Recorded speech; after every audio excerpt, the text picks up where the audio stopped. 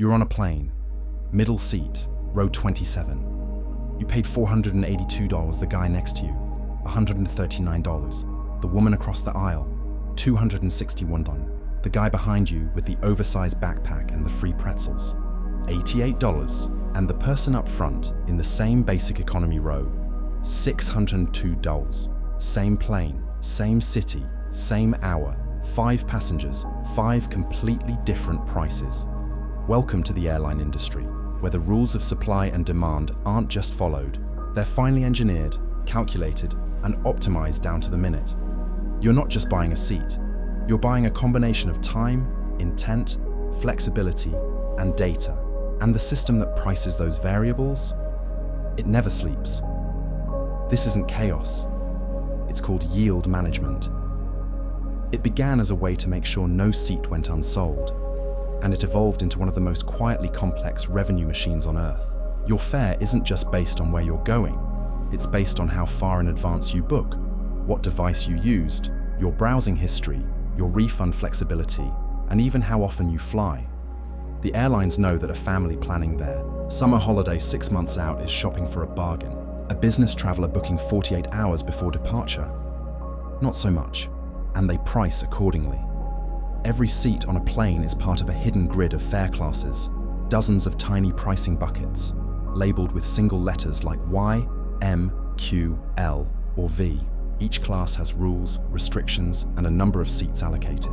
And the airline's pricing system is constantly adjusting availability in those buckets based on real-time demand, competition, seasonality, weather, global events, and passenger behavior.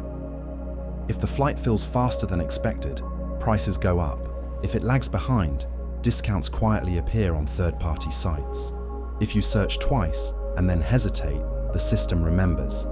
And the next time you check, it might be just a bit more expensive. Some call it manipulation. The airlines call it optimization, and that's just the seat. There are dozens of other revenue streams built into your journey. Luggage fees, seat selection, cancellation insurance, carbon offsets, in-flight Wi-Fi, early boarding, airport lounge, access, duty-free shopping, and snack packs that cost more than your last meal. Even the plane's belly, the cargo hold, is rented out. While you sit above sipping ginger ale, pallets of commercial freight are generating money beneath your feet. This is the hidden business of airlines. On the surface, it feels like transportation, but underneath, it's one of the most optimized pricing ecosystems ever created. Margins are thin, fuel is expensive, crews are unionized. Airports charge fees for every gate, every minute of delay, every pushback from the jet bridge. And yet, airlines survive. Because over time, with enough passengers, enough tweaks, and enough data, the system learns, it calibrates, it profits, not by tricking you, but by knowing exactly how much you're willing to pay, even when you don't. This is not a story about planes. It's a story about pricing, about algorithms, and about how an industry that sells thin air, literally, can still turn that air into money. Welcome aboard. Let's take off. The airline industry didn't begin with passengers. It began with mail. In the early 1910s and 1920s, aircraft were seen as fragile, noisy novelties, tools for military reconnaissance or barnstorming stunts. But governments saw potential, and so the skies were handed to the post office. The first regular airmail routes were established not to move people, but to move envelopes. They weren't efficient, they weren't safe, but they were faster than trains. A single-engine biplane flying from one dusty airstrip to another was enough to shave hours off delivery times, and that mattered. But soon, the planes needed to grow. Airmail contracts became subsidies. And with subsidies came investment, bigger aircraft, better runways, radio towers, weather stations, and then extra seats. At first, those seats were filled with mail clerks, backup pilots, or even bags of mail strapped into harnesses. But eventually, a question arose. If the plane is flying anyway, why not sell the extra seats? And so the passenger airline was born. By the 1930s, companies like Pan Am, KLM, and Lufthansa were operating international routes, often for the elite, the wealthy, or the daring. A transatlantic flight was a luxurious ordeal, 12 to 20 hours long, with multiple stops and thick clouds of cigar smoke. The experience was expensive, slow, and deeply glamorous, but progress moved quickly. By the late 1940s and 50s, the arrival of pressurized cabins and jet engines revolutionized air travel. Speeds increased, safety improved, costs fell slightly. Flying became accessible to a wider audience, especially for business travelers and upper-middle-class families. This was the era of flag carriers, state-owned or state-supported airlines that symbolized national pride. British Airways, Air France, Japan Airlines. They weren't just businesses, they were ambassadors. Every detail, from cabin uniforms to menu design, was curated to reflect culture and prestige. Meanwhile, in the United States, a different transformation was brewing. The Civil Aeronautics Board controlled nearly every aspect of airline operation. Routes, fares, schedules. Airlines competed on service, not price. You'd see steak dinners in coach and free champagne in economy, but ticket prices were high and options were limited. Then came 1978. The US Airline Deregulation Act removed price controls and route restrictions, and suddenly, airlines could compete. New players entered the market. Prices dropped. Routes multiplied. Load factors, the percentage of seats filled, became the metric to watch. Profitability depended on efficiency, and efficiency meant filling every seat. From this competitive storm came innovations we now take for granted.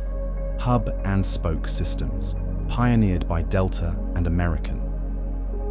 Frequent flyer programs, invented to lock in customer loyalty. Yield management, to ensure no seat flew too cheaply or too expensively.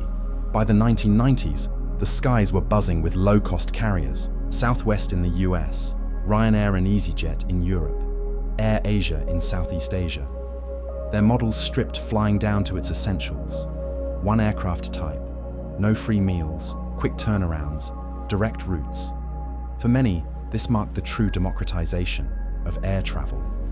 Flying went from formal to functional, from coats and ties to sweatshirts and sandals, from white tablecloths to buy-on-board menus. But behind the scenes, the business was becoming more complex. Airlines began to split their revenue streams. They didn't just sell tickets, they sold upgrades, baggage, seat selection, extra legroom, priority boarding. All the things that were, once bundled into a single fare, now became separate profit centers. And loyalty programs, those frequent flyer miles, became more than customer perks. They became financial assets. By the 2000s, airlines were selling billions of dollars in miles to banks, who in turn gave them to credit card holders. The airline didn't even have to fly the passenger to earn the revenue. It just had to promise the future seat.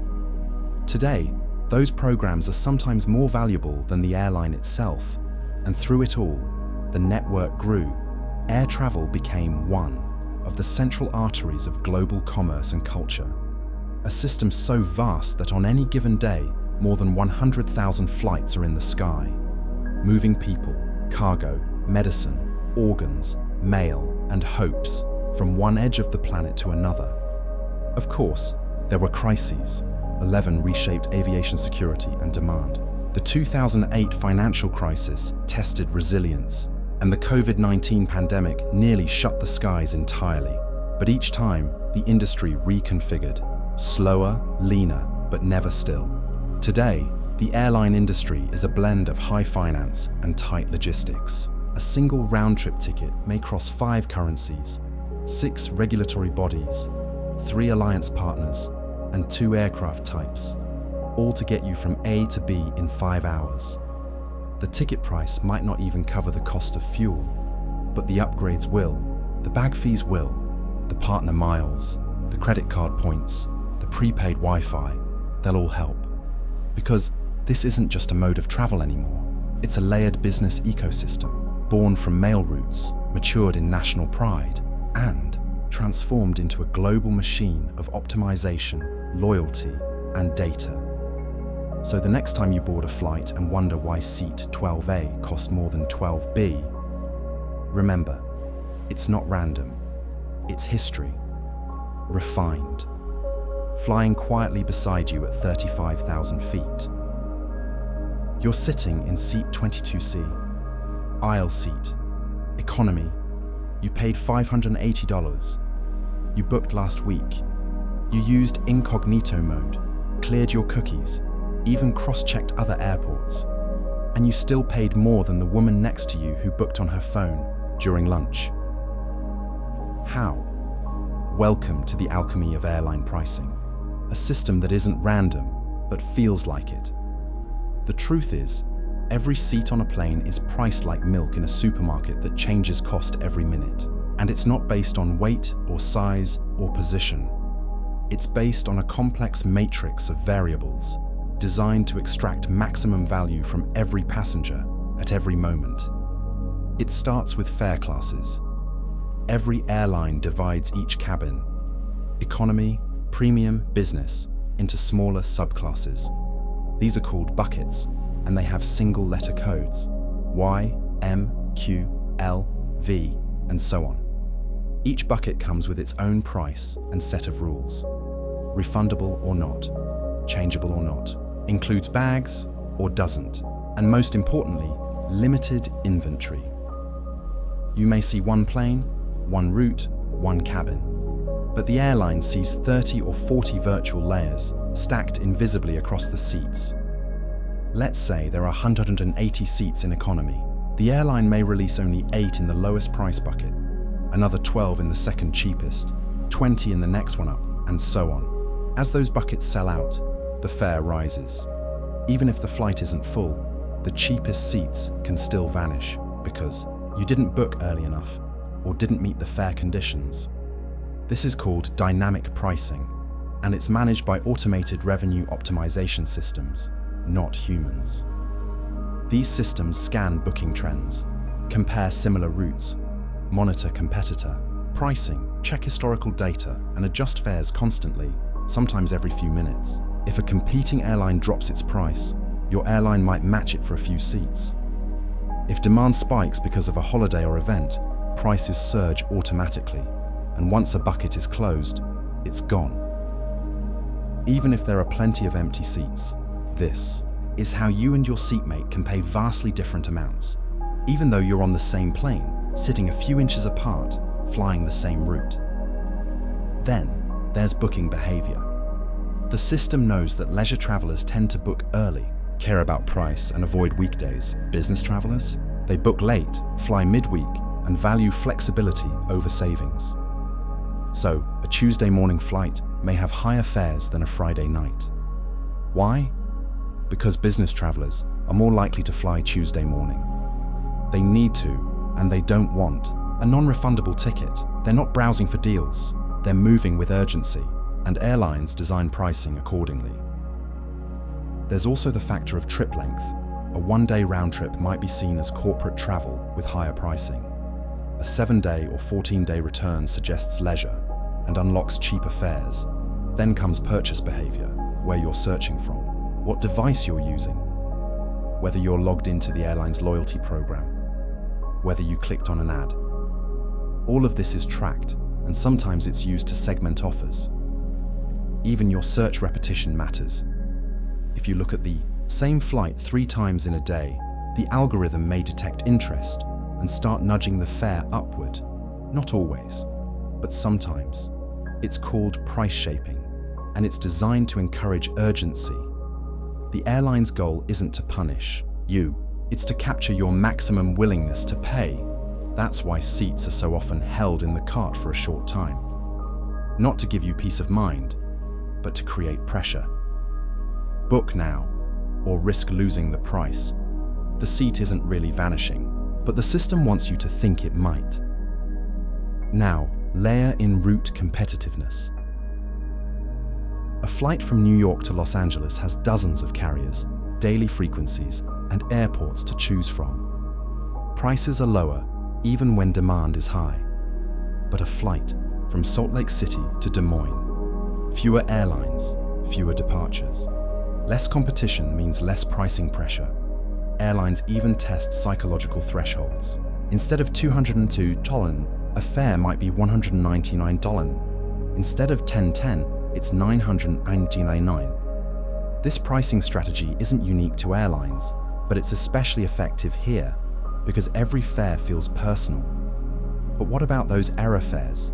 The $22 flights you hear about online? Those are glitches, input mistakes, currency mismatches. Airlines usually cancel them. But if they honor it, it's only because of reputational risk. Meanwhile, ancillary revenue, the stuff beyond the ticket, is increasingly part of the strategy. You might see a $99 flight, but add bags, seat selection, meals, and early boarding, and you're back to $180. The base fare looks cheap. The extras do the work, and if you don't add them, that's fine too, because someone else will. And the system counts on that balance. So no, airfare isn't random. It's math, constant, learning, optimizing math. It doesn't care who you are, just what you'll pay. And if that sounds impersonal, remember, it's the reason you can fly 2,000 miles for less than the cost of dinner for two. The seat is the same. But the price? That's personalized profit, cruising at 35,000 feet. A seat isn't just a seat. It's a data point, a revenue lever, a product to be sliced, shifted, and sold, with geometry, psychology, and algorithms all working together. Welcome to the world of cabin configuration. At first glance, an airplane cabin might seem like a fixed layout, rows of identical chairs, evenly spaced, clean and simple. But every inch of that space has been debated, modeled, and monetized. Let's start with the layout itself. You've probably seen 3-3-3 on a wide-body aircraft, 9 seats per row in economy. That's become standard on many Boeing 787s and 777s. But originally, those planes were designed for 2-4-2 and 3-3-2 layouts, 8 across. More space, more comfort. So why add a 9th seat? Because density equals revenue. Adding 1 extra seat per row across 30 rows means 30 more seats per flight. If the average fare is $400, that's $12,000 in extra revenue per flight. Multiply that by hundreds of flights per year, and you're talking millions in additional annual income for the airline. Even after accounting for the added fuel cost and service burden, it's usually worth it. Now shift to narrow-body planes. Your typical Airbus A320 or Boeing 737. These planes typically fly with 3-3 configurations in economy. 6 seats per row, roughly 29 to 32 inches apart. But it's not just how many seats per row, it's how many rows. Each airline decides exactly how to space those rows based on trade-offs. Do we give more legroom and fewer seats? Or cram more people and sell premium access to the better ones? This is where the concept of seat monetization comes in. Modern aircraft cabins are split into microzones. Basic economy, often with less legroom and no seat selection. Standard economy, your average row. Preferred seats, same space, but closer to the front. Extra legroom, like exit rows or special rows with 34-36 inches of pitch. And then premium economy, a whole new class with wider seats, better food, and elevated pricing. What used to be one cabin, economy, is now 5 revenue streams, same square footage, different monetization, and the magic is, people will pay.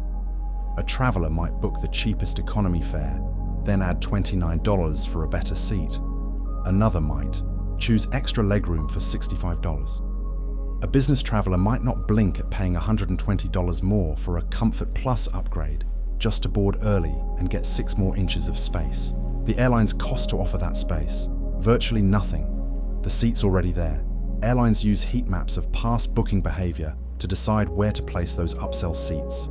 They model seat selection patterns, willingness to pay, and even how groups of travelers split their preferences.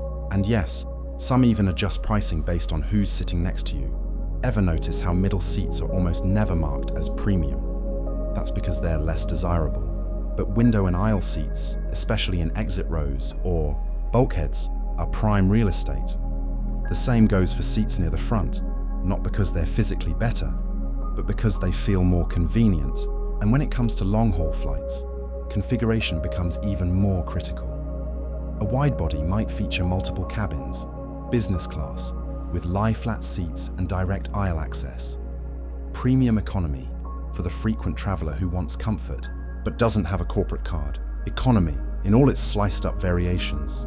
Each of these cabins isn't just based on comfort, it's based on route economics. A business-heavy route, like London to New York, might dedicate 40% of its cabin space to premium seats, because they earn a disproportionate share of the revenue. One business class ticket at $3,000 can equal the revenue of 10-15 economy tickets. The profit margin on that seat, much higher. Airlines also design cabins to control behavior. Ever notice how the most expensive seat upgrades appear during online check-in? That's not a glitch. That's psychology. You're already committed. You're imagining the flight. And now you're being offered a bit more space, a faster boarding group, and a better seat for just $38. It feels like a deal, even if you could have selected that seat earlier for less. There's also boarding group monetization. Seats near the front aren't just desirable, they get called earlier. That means overhead bin access, less stress, and faster exit. All soft perks, but very real to frequent travelers. And so they're priced accordingly. Let's not forget aircraft type decisions. Some airlines choose specific plane models not just for fuel efficiency, but because of their cabin layout options. An aircraft that allows more flexibility, say the ability to go 3-3-3 or 3-4-3, can be reconfigured for different routes and seasons. It's a revenue advantage. And lastly, there's the future of cabin monetization. Some airlines are testing subscription seating models, where frequent travelers pay monthly to always get preferred seats. Others are exploring auction-based upgrades, where you bid for a better seat and the system dynamically decides who wins. It's all based on data, how much you've paid before, how much people like you typically spend, and how full the flight is. The seat map you see when booking isn't just a diagram, it's a pricing matrix wrapped in design. A map not of where you'll sit, but of how much value the airline can extract from each square inch of the cabin. Frequent flyers and loyalty economics. 6-minute narration. 1,080 words. When you think about how airlines make money, you probably think of tickets, rows of passengers, booked months in advance, priced through complex algorithms, and that's true. But for many airlines, especially the big legacy carriers, the real profit doesn't come from the flight. It comes from the miles. Airline loyalty. Programs started as a simple idea: reward frequent travelers, fly more, earn miles, use those miles to get free flights. It was a way to keep customers loyal in a competitive market. But over time, it became something much bigger. Today, frequent flyer programs are some of the most valuable assets an airline owns. More valuable than the planes, more valuable than the routes. In some cases, more valuable than the airline itself. How? Because miles are no longer just rewards. They're currency. Let's unpack how the system works. When you sign up for an airline's loyalty program, you start earning miles for every trip. But those miles aren't just handed out at the airport anymore. You can earn them by booking hotels, renting cars, dining at partnered restaurants, shopping online, and most importantly, using a co-branded credit card. Here's where the economics get interesting. Airlines partner with major banks, American Express, Chase, Citibank, and issue credit cards that earn miles for every dollar spent. When you swipe that card, the bank pays the airline for those miles. And we're not talking pennies. In some cases, banks pay 1.5 to 2 cents per mile because they know the branding and the perks help them attract and retain cardholders. For the airline, this is pure revenue. They haven't flown you anywhere. They haven't served you a drink. They've just sold miles, virtual points, for real cash.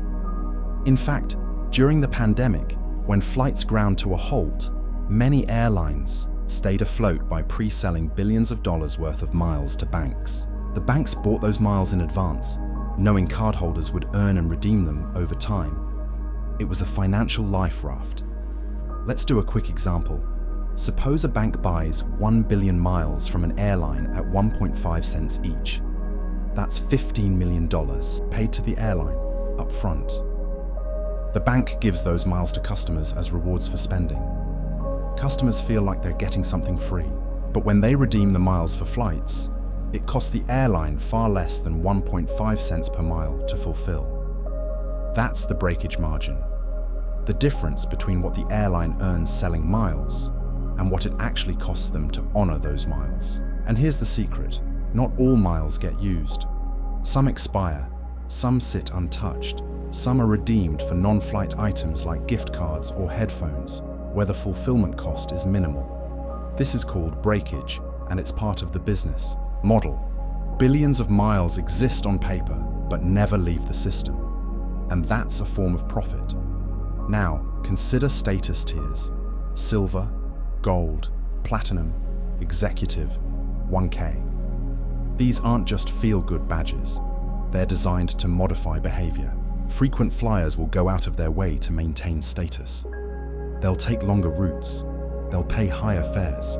They'll book with one airline over another, just to maintain tier benefits like free bags, upgrades, lounge access, and priority boarding. That behavior translates directly into revenue retention. Even if a competitor offers a cheaper fare, the status traveler stays loyal. And airlines know this. That's why thresholds for elite status are carefully calibrated. You need to fly a certain number of miles or spend a certain amount per year. Hit it, and you're rewarded. Miss it, and suddenly, your next trip feels worse. You're in boarding group 6 instead of 1. No free drink, no lounge, no upgrade. This fear of losing perks is a stronger motivator than gaining them. Now let's talk about the valuation of these programs. In recent years, analysts have estimated that major airline loyalty divisions, when separated from the rest of the company, could be worth tens of billions of dollars on their own. Some are structured as standalone subsidiaries that license their brand back to the airline. That gives them flexibility, and it allows for financial engineering, like using the program's stability to back loans, raise cash, or even go public. So when you hear that Delta, American, or United made money last quarter, it might not be from flying. It might be from selling virtual miles to banks, hotel chains, car rental companies, and digital marketplaces. In other words, the flights are the product. But the loyalty program is the business. It's also a data engine. By tracking your flights, your spending, your redemptions, and your travel habits, the airline builds a profile. They know which destinations you prefer, what days you usually fly, how often you travel for work versus leisure. And that data gets used to personalize offers, tailor promotions, and sometimes adjust pricing. You might receive a special deal on a route you book often, or an email nudging you to top off your miles for a redemption. All of it is calculated. And yes, there are costs. Award travel needs to be fulfilled. Premium cabin seats are given away. Lounge access adds expense, but the margin between perceived value and real cost is wide. A business class ticket might retail for $4,000. But when you book it with miles, the airline's real cost might be just a few $100s in fuel, taxes, and opportunity loss. Yet, you feel like you got something priceless. So next time you check your mileage balance, don't think of it as a perk. Think of it as a ledger entry, a data point, a line in a billion-dollar business model. You're not just flying anymore. You're part of the points economy, where value doesn't come from where you're going, but from how often you go. When you hear the phrase frequent flyer, you probably picture someone in a suit, gliding through security with a platinum card and just the right carry-on. But behind that smooth check-in and early boarding is something far more powerful than status or convenience. It's one of the most quietly lucrative businesses in the entire airline industry, the loyalty program. To the average traveler, loyalty programs are just a way to earn free flights. You fly, you collect miles, and maybe one day you trade them in for a vacation. Simple, but to the airline, your points aren't a gift, they're a product. And you're not just a passenger, you're a profile with measurable behaviors, monetizable, habits, and lifetime value. Let's step back. Frequent flyer programs began as simple thank you systems. Fly a certain number of miles, earn credit toward future travel, a way to keep customers loyal in a competitive landscape. But they've since evolved into financial machines, so powerful that in some cases, the loyalty division is more valuable than the airline's fleet or its routes. Here's how it works. Every time you fly, check in, or buy an onboard snack with your frequent flyer number attached, the airline learns something about you. But it's not just flights. Most of the miles you earn these days aren't from flying, they're from spending. Swipe your airline-branded credit card at the grocery store, the gas pump, or online, and you earn miles. But those miles weren't just handed out for free. Behind the scenes, the bank, say Chase or American Express, paid the airline real money for those virtual points, sometimes 1.5 to 2 cents per mile. The bank wants the card to be attractive, the airline wants the revenue, and you get the miles. Everybody wins, at least on paper. For the airline, this is a cash cow. They're selling something that costs them almost nothing to deliver, because the flights you're redeeming in the future may be in otherwise unsold seats, or they'll have capacity to spare. And here's the real secret. Many miles never get used. People forget. Accounts expire. Redemption rules are too complicated. And when that happens, it's called breakage. Miles that were paid for, but never redeemed. Pure profit. Now multiply that by millions of travelers, billions of unused miles, and suddenly you're looking at a revenue model that's reliable, scalable, and astonishingly high margin. That's why, when COVID-19 brought air travel to a halt, some airlines stayed afloat not by flying planes, but by pre-selling billions of dollars in miles to banks. The loyalty program became the safety net. In fact, American Airlines' loyalty program was once valued at more than the airline itself. So how do airlines keep you engaged? With tiers: silver, gold, platinum, diamond, executive, whatever the branding. The psychology is the same. Each level unlocks a little more privilege: early boarding, free bags, lounge access, upgrades. And once you've tasted those perks, you don't want to go back. People book more expensive flights, take less convenient routes, and remain loyal to one airline, even when others might be cheaper, just to protect their status. It's behavioral, engineering, calibrated to the decimal. And it's not just about benefits. It's about data. Airlines use your profile to predict your spending habits, tailor offers, and segment customers into increasingly fine categories. They know when you travel, where you go, what fare class you typically book, whether you choose, upgrades, and how you react to promotions. Some even run predictive models to determine how likely you are to respond to a special offer or to defect to another carrier. It's no longer just a points game, it's a relationship algorithm, and those points you earn, they're liabilities on the airline's balance sheet until you redeem them. So the airline carefully controls availability, blackout dates, and redemption tiers to manage that liability. Over time, there's even differential value in how you redeem. Using miles for a first-class international ticket might feel luxurious, but the actual cost to the airline, especially if that seat would have gone empty, is relatively low. Meanwhile, redeeming for gift cards or merchandise might offer the airline a much better margin. They encourage redemptions that protect revenue and discourage those that interfere with high-yield seat sales. Some programs have even shifted to dynamic pricing. Miles required now fluctuate based on cash fare. This erodes the traditional free flight idea. But lets airlines control inventory more effectively. And while some travelers complain about devaluation, the truth is, most stay. Because the programs still feel rewarding. They offer access, identity, and the faint promise of a free escape. For the airline, that emotional connection translates into customer retention, spending, and predictable cash flow. A rare trifecta in a volatile industry. So the next time you see a banner offering 50,000 bonus miles, or a pop-up asking you to upgrade your experience for just a few more points.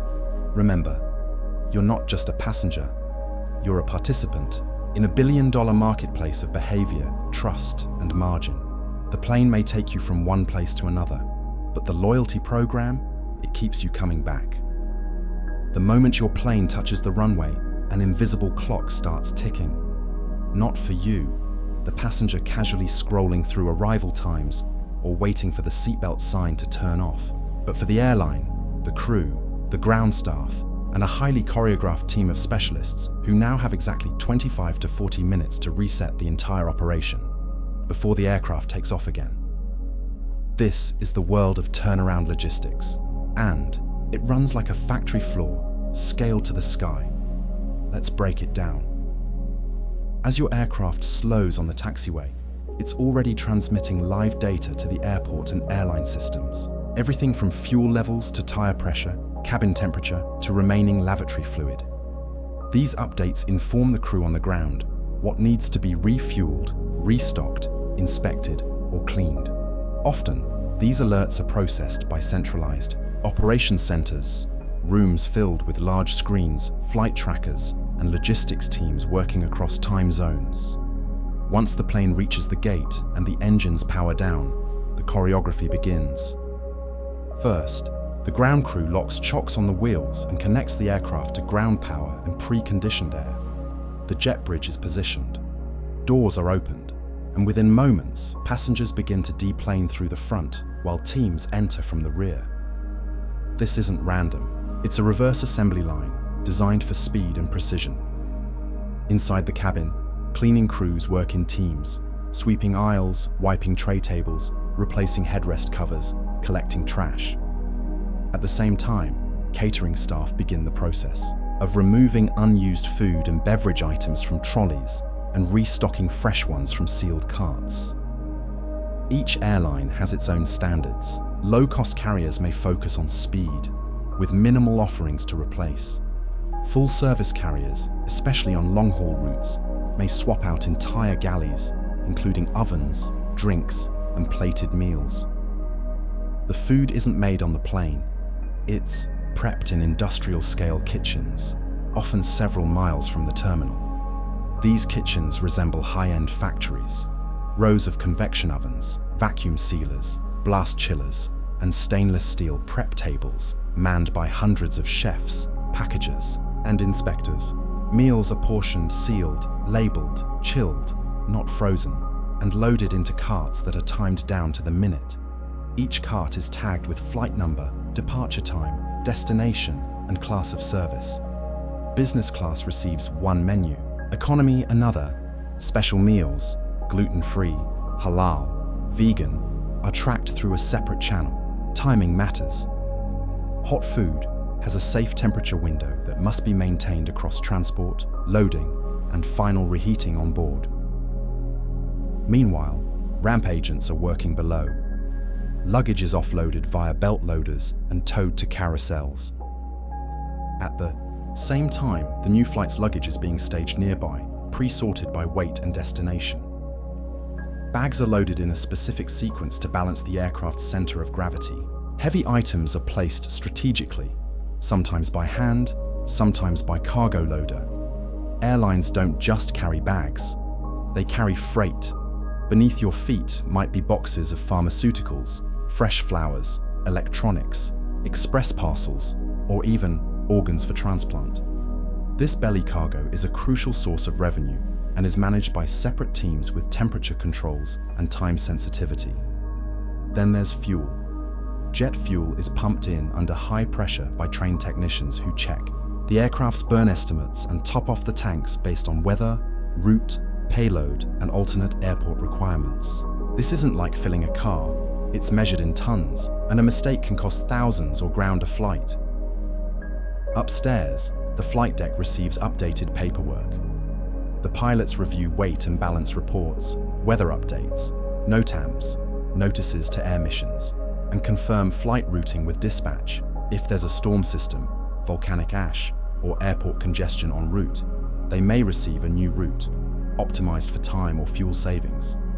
At the same time, cabin crew prepare the cabin. safety cards replaced, toilets restocked, announcements programmed. On long-haul flights, crews also manage rest area rotation schedules and check emergency equipment. And the timing? Tight. An airline may operate on turnaround windows as short as 25 minutes for narrow-body aircraft on domestic routes. That includes disembarkation, cleaning, catering, fueling, luggage, boarding, and pre-flight checks. Delays cost money. A single late departure can ripple through an airline's entire schedule. Missing connection banks, burning extra fuel in catch-up mode, or even requiring a replacement crew if hours exceed the legal limit. Which is why some of the world's most successful airlines, like Southwest, design their entire operation around minimized turnaround times. Shorter ground time means more flights per day, more revenue per aircraft, and better fleet utilization. And all of this happens at every gate, every hour, at every airport. Airports themselves are designed to handle this scale. There are entire scheduling teams whose job is to coordinate gate assignments, pushback timings, taxi flows, and tug availability. Baggage is sorted by automated conveyors, scanning RFID tags as they pass through tunnels of security and routing. Logic. Even your boarding pass plays a part. It tells the airline what gate you're coming from, what connections you might miss, what seat you're in, and therefore what zone you'll board in. All of that feeds into a larger flow system, tracking passenger movement and optimizing boarding times. Once boarding begins, it's a reverse version of what you just experienced. Flight attendants greet, assist, and monitor boarding flow. Overhead, bins fill, announcements are made, final checks begin. In the cockpit, the captain and first officer run through before start checklists, verify clearances, and await the last signal. Cabins secure, all passengers on board, the doors close. The jet bridge retracts, the pushback tug arrives, connects, and slowly rolls the plane out into position. And just like that, the entire ballet resets, now in motion once again. At 35,000 feet, it might seem effortless. A drink, a movie, a soft announcement from the cockpit. But behind every flight, every clean tray table, every warm meal, every on-time arrival is an army of planners, handlers, loaders, and dispatchers, all choreographing a machine that must never stop moving. It's not just transportation, it's precision logistics in the sky, and it resets every 90 minutes, over and over again. If you've ever wondered why a $120 ticket feels suspiciously cheap, here's the truth. It often is. Because the airline didn't just sell you a seat, they sold you a seat at a loss. The business of flying isn't straightforward. It's not just planes and passengers. It's a delicate equation of operating costs, strategic bets, and tiny margins spread across millions of flights per year. Welcome to the puzzle of cost in the airline industry. Let's start with the obvious: fuel jet. Fuel is the largest single cost in aviation, often making up 20% to 30% of an airline's operating expenses. Prices fluctuate daily, influenced by global oil markets, refinery capacity, and geopolitical tensions. One spike in crude oil, say, from a Middle East conflict or refinery outage, can send operating costs soaring overnight. To control this volatility, airlines use a tactic called fuel hedging. Think of it like insurance. Airlines enter into contracts months or years in advance to lock in fuel prices at a predicted rate. If the actual price spikes above the hedge, they're protected. If it drops below the hedge, they overpay, but gain predictability. It's a gamble, a financial chess move. Southwest famously hedged well in the early 2000s, saving hundreds of millions while competitors floundered. But when hedges go wrong, the losses can be steep and hard to hide from investors. Then there's staffing.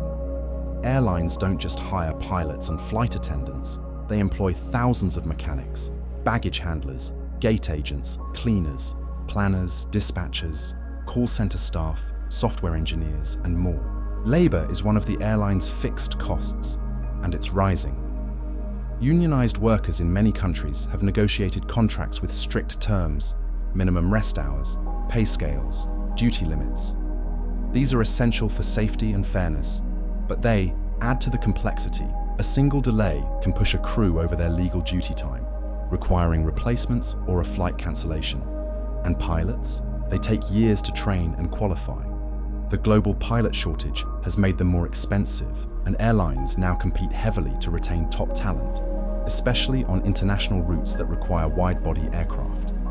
Airlines also pay airport fees, and they're not cheap. Every landing, gate use, jet bridge, pushback, baggage system, fuel truck, and terminal slot comes with a price tag. Major hub airports charge airlines based on the size of the aircraft, the time of day, and even the number of passengers deplaned. At Heathrow or Narita, gate fees for a single long-haul flight can reach tens of thousands of dollars. And for low-cost carriers, which thrive on volume, these fees eat directly into profits. That's why some avoid big airports altogether, choosing secondary hubs or regional fields with lower charges. Next up, maintenance. Aircraft are designed for safety and longevity, but they require constant inspection and upkeep. There are daily checks, weekly checks, monthly checks, and more intensive inspections after a certain number of flight hours or takeoffs. Components wear out. Tires are replaced every few landings. Cabin interiors need regular refurbishment. And when something breaks, it's expensive. A single engine replacement can cost millions. Even a cracked window or faulty sensor requires certified parts, licensed mechanics, and hours of downtime. Then there's leasing. Not all airlines own their planes. Many lease them from global firms that specialize in aircraft finance. These lessors charge monthly fees, sometimes tied to flight hours or cycles, while leasing allows flexibility, like quickly adding or retiring aircraft. It also adds long-term obligations that must be met whether the plane is flying or not. And now we come to the trickiest part, forecasting. Airlines must guess months in advance where people will want to fly. They have to plan routes, schedule crews, book gates, and file permits across dozens of jurisdictions. This forecasting is based on history, market trends, competitor moves, weather patterns, and increasingly, algorithms. But even the best forecasts can be undone by a single storm, political unrest, or new COVID variant. Suddenly, demand evaporates, and the airline is stuck with a half-empty plane, a full crew, and sunk costs. To spread the risk, many airlines operate within alliances or joint ventures. These let them share codes, coordinate schedules, and split profits on international routes. A Delta ticket might get you on a KLM-operated flight. The revenue is pooled, and the costs are shared. And what about profit margins? Despite the complexity, flying is not wildly profitable. Most airlines operate with net profit margins of 3 to 5%, sometimes even less. A few bad months can erase an entire year of gains, and when things go really wrong, airlines burn through cash fast. That's why ancillary revenue, like bag fees, seat selection, and onboard sales, has become so important. These extras are high margin, low overhead, and less price sensitive. If fuel goes up, base fares may stay flat, but the airline can quietly raise baggage fees by $5 or charge $9.99 for streaming access. It's also why many airlines have leaned heavily into dynamic pricing and revenue management. Every ticket is a data-driven bet, priced not just for cost recovery, but to optimize per passenger yield. In effect, they know that some tickets lose money, and that's okay, because others, especially business travelers or last-minute bookers, make up the difference. And finally, there's the financial cushion, or lack thereof. Airlines operate with high fixed costs and low reserves. They can't just turn off a plane. If demand drops, they still pay leases, staff, and maintenance. That's why sudden crises like COVID-19 are devastating. In 2020, global airlines lost over $100 billion in a single year. Most survived by cutting routes, furloughing staff, selling assets, and most importantly, borrowing against their loyalty programs, which are often more stable than the airline itself. So the next time you see a $59 fare to Miami or a cross-country flight, cheaper than a tank of gas, remember, it's not magic, it's math. A complex equation of fuel, staffing, airport charges, and predictive bets, all calculated with astonishing precision to keep the plane full and the balance sheet upright. Flying is cheap. Running an airline? Never. It's a strange moment. You're at the gate, the flight is boarding, and suddenly you hear an announcement. This flight is overbooked. We're offering travel credit if anyone's willing to take a later flight. Wait, overbooked? How can a plane be sold beyond capacity? Aren't the seats fixed? They are. But this isn't a mistake. It's intentional. Overbooking is a calculated business decision, rooted in probability, modeled with decades of data, and, believe it or not, often profitable. Here's how it works. Airlines know that not everyone who books a ticket shows up. Some passengers cancel last minute, others miss connections, some simply don't arrive. These are called no-shows, and they happen every single day. If a plane has 180 seats and the airline only sells 180 tickets, there's a strong chance that 5 to 10 of those passengers won't show up, and flying with empty seats is lost revenue. So instead, airlines intentionally sell more seats than the plane holds, based on expected no-show rates. This practice is called overbooking, or more formally, yield management overage. The airline uses historical data, broken down by route, season, day of week, and even time of day, to predict how many no-shows will occur on a given flight. Then they oversell the flight just enough to fill every seat, without pushing it too far. But sometimes the model is wrong. Maybe weather clears up unexpectedly. Maybe connecting flights arrive early. Maybe everyone just shows up. And suddenly, there are more passengers than seats. When that happens, the airline first asks for volunteers. They'll offer travel vouchers, sometimes hotel stays, meal credits, whatever's needed to coax someone to take the next flight. And here's the interesting part. Even these payouts are often cheaper than flying a half-empty plane. Let's say the average passenger paid $220 for their ticket. If 5 no-shows were expected, but everyone shows up, the airline can offer $300, $400 in travel credit to a few passengers and still come out ahead overall. Why? Because it allowed them to sell extra seats on the assumption that someone wouldn't fly. But what happens when no one volunteers? That's when we get into involuntary denied boarding, or IDB. In this case, the airline must choose who doesn't get on the flight. It's unpleasant and tightly regulated. In the US, the Department of Transportation requires compensation up to 400% of the ticket price, depending on how late the passenger arrives at their final destination due to the bump. That's expensive. Airlines try to avoid it, which is why most overbooking models aim to minimize IDBs through predictive analytics and tiered incentives. And yes, your status matters.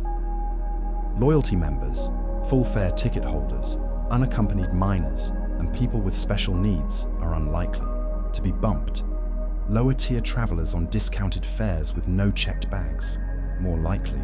The system prioritizes reaccommodation cost and relationship value. Overbooking is just one piece of the equation. Next comes cancellations, from both sides. When a passenger cancels, airlines often charge a fee, especially for non-refundable tickets. But they also try to resell the seat as quickly as possible. If demand is high, the same seat might be sold again for even more. That's a revenue recovery opportunity.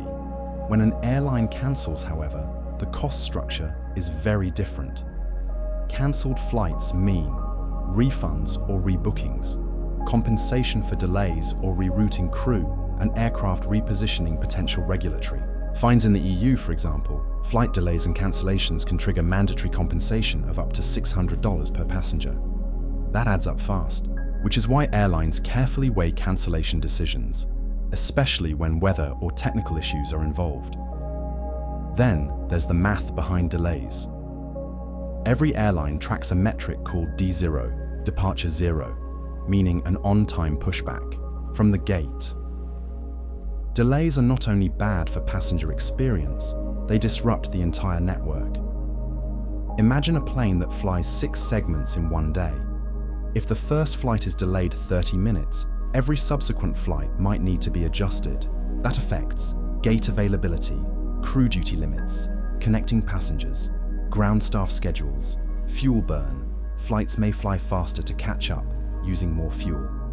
Now multiply that by 500 planes.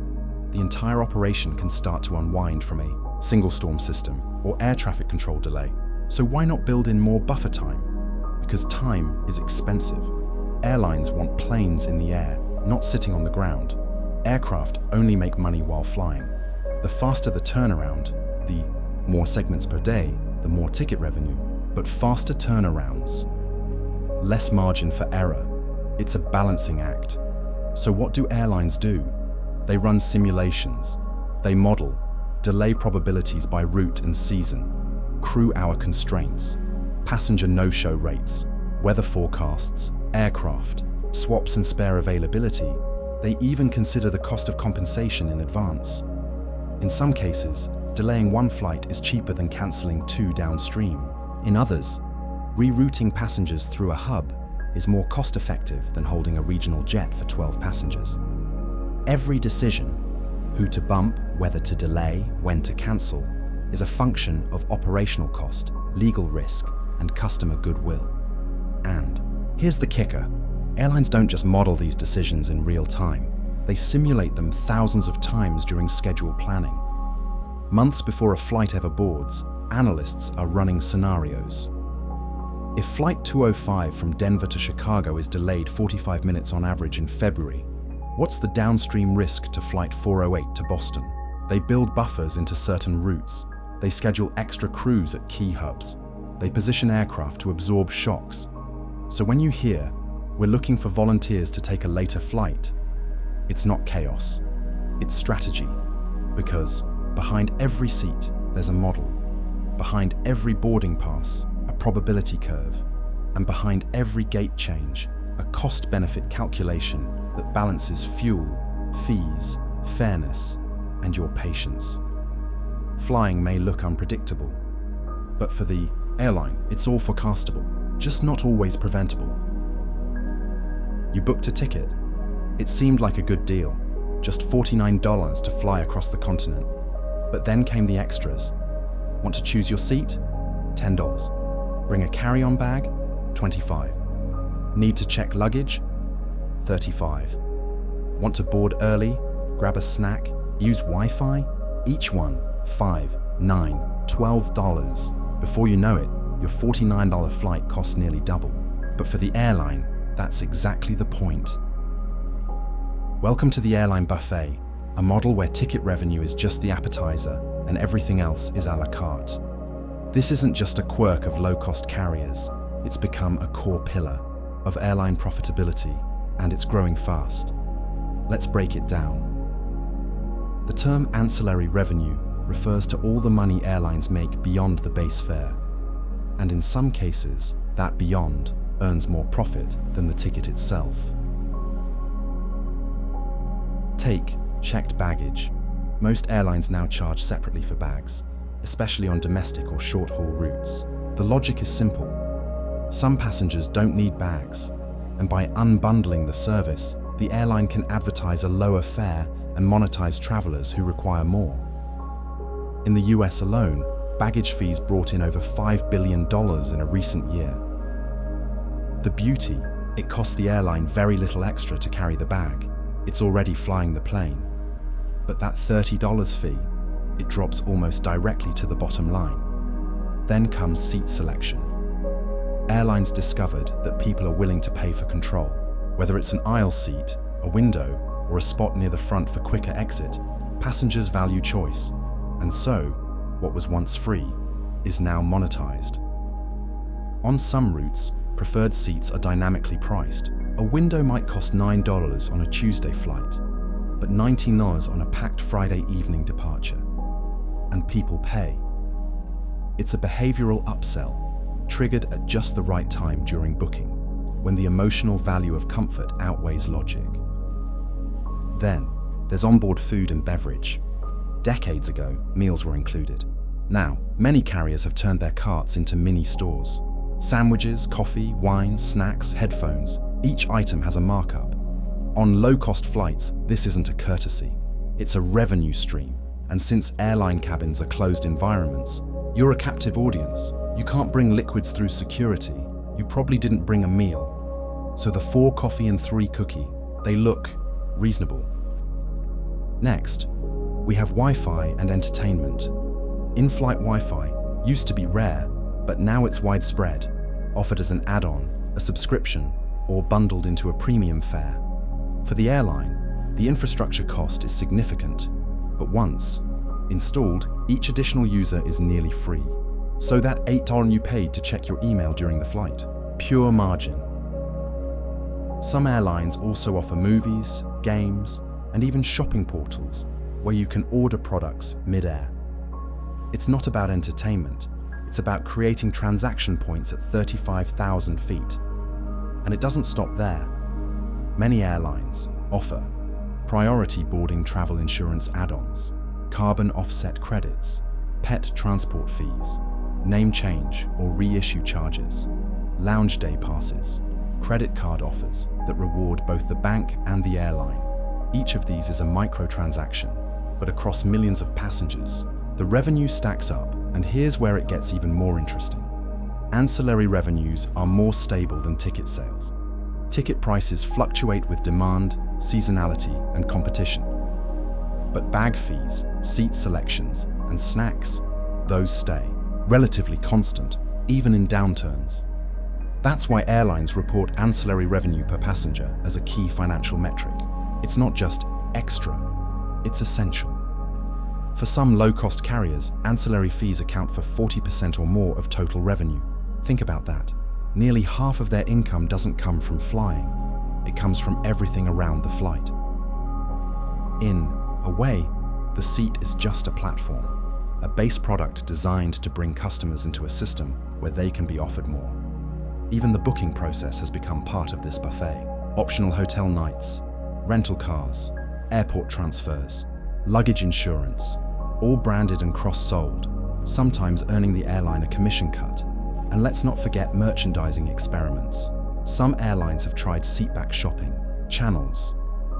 Others sell branded goods, model airplanes, luggage tags, children's toys, or even themed clothing. A few even offer limited edition items you can only buy while flying. Why? Because passengers, especially on long flights, are a captive retail audience, often bored, often swayed by novelty, and airlines know it. Now, this all sounds clever, but it's also controversial. Some critics argue that ancillary fees obscure the real cost of flying. A low advertised fare may feel misleading if the real price after add-ons is much higher. Consumer groups call for transparency. Regulators have proposed fee disclosure rules, but the model persists because it works. It gives passengers choice while giving airlines flexibility. Want to fly cheap? Skip the extras. Want more comfort? Pay a little more. Either way, the airline has a plan to make money. So next time you scroll through your booking confirmation and see the total tick upward with each add-on, remember, you're not being gouged. You're just walking the airborne buffet line. And for the airline, that's the real meal. The gate is quiet now. Boarding is complete. The last passenger wheeled their carry-on down the jet bridge. The agents have powered down the monitors. Even the cafe nearby is dimming its lights. Outside the tall windows, the tarmac glows under halogen beams. A fuel truck hums past. A baggage cart returns, empty. The aircraft sits still, silver skin reflecting runway strobes, engines quiet but warm, waiting for clearance. Inside the terminal, a gentle hush replaces the rhythm of announcements and boarding calls. There's a distant voice over the PA, something about a connection to Madrid. It echoes through an almost empty concourse. You lean back into the chair, not the airplane seat this time, but a worn terminal bench at gate 47. Just watching, listening, thinking. Behind every flight you've taken, every quick hop, every long-haul journey, there's been a system in motion. Crews rotating, pilots briefing, algorithms predicting your next trip, fuel being hedged, seats being priced, sandwiches packed into carts. A plane may take off in silence, but the machine behind it hums constantly. You've heard it all tonight. The history of aviation, how it evolved from fragile mail carriers to global economic engines, the way a single ticket price is anything but random, how seating maps aren't about comfort, but yield, how loyalty points have become currency, how every coffee bag and upgrade adds to the margins, and how the future, green fuels, AI routing, pilot shortages, looms just over the horizon. It's a quiet marvel, a finely tuned business operating in mid-air. The airport lights flicker slightly as night falls deeper. A cleaning crew begins its gentle procession, pushing carts past shuttered gates. There's no urgency here now, just rhythm. Somewhere far away, a 787 slices across the Pacific. Somewhere else, a morning crew clocks in for a first departure. Here, the sky is dark, and the runway lights blink steadily, like a slow heartbeat. You can almost hear it, the low thrum of an idle engine, the soft roll of suitcase wheels over polished tile, the faint ding of an elevator in the distance.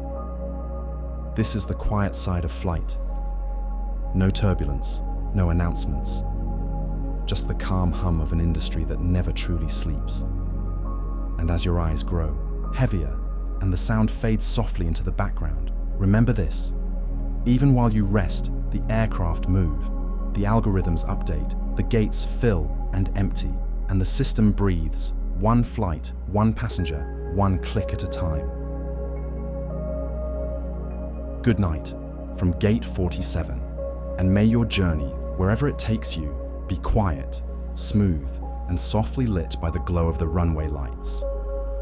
The airline industry is built on movement, people, planes, profit.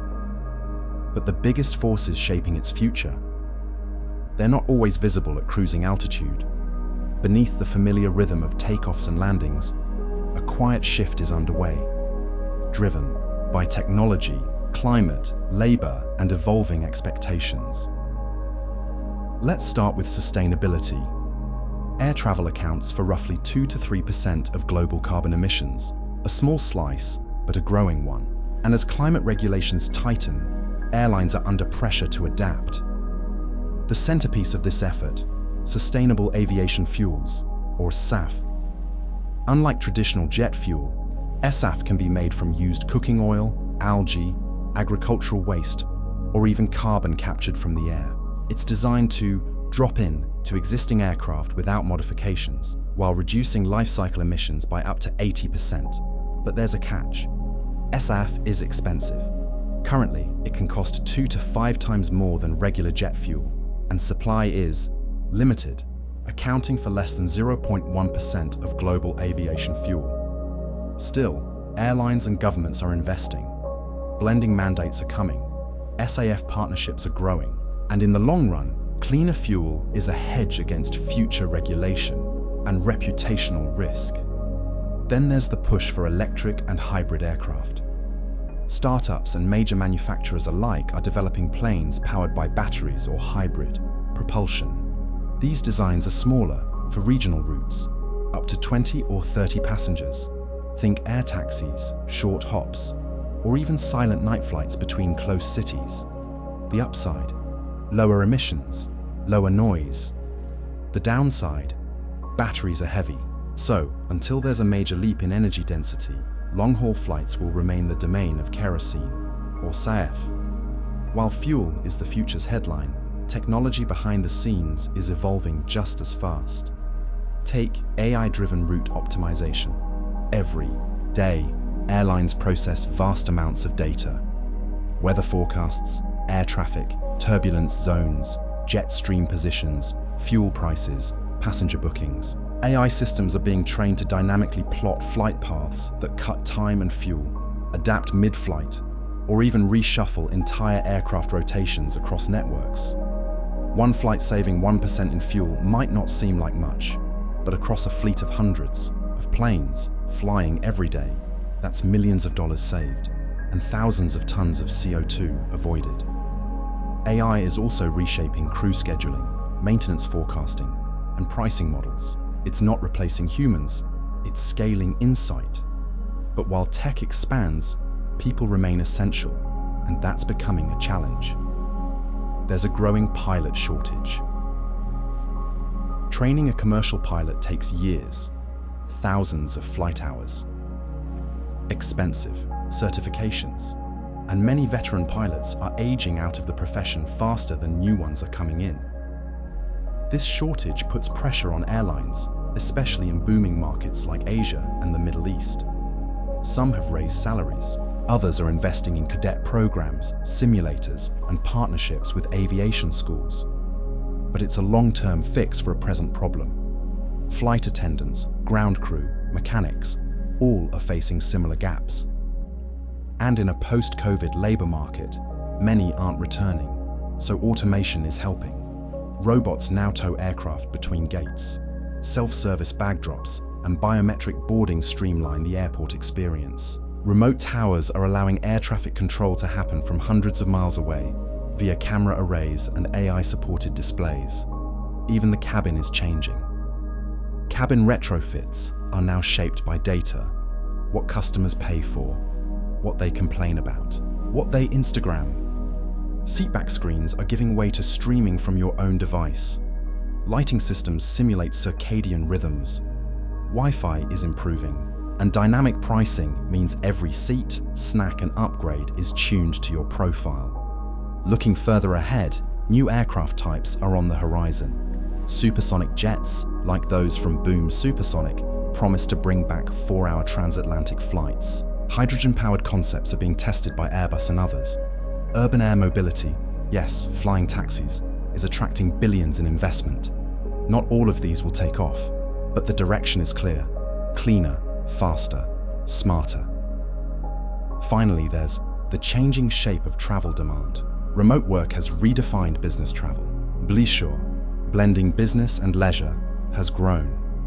Flexible working means midweek flights are fuller than ever. Weekend getaways now stretch to Mondays and Thursdays, and airlines are adjusting, offering subscription flights, flexible passes, even monthly memberships that target the modern hybrid traveler. Airports too are adapting. More co-working lounges, better food, less friction. Some are even monetizing the curbside, charging for drop-off access and prioritizing app-based entry. And while long-haul flying remains essential for commerce and connection, the industry knows it must justify its footprint, not just in carbon, but in trust. The next decade of aviation won't be shaped by one breakthrough. It'll be shaped by 100 small ones, in fuel, software, policy, design, and human experience. So, turbulence ahead? Maybe. But the industry has flown through worse, and if it gets the math and the message right, the future of flying may just be smoother than we expect.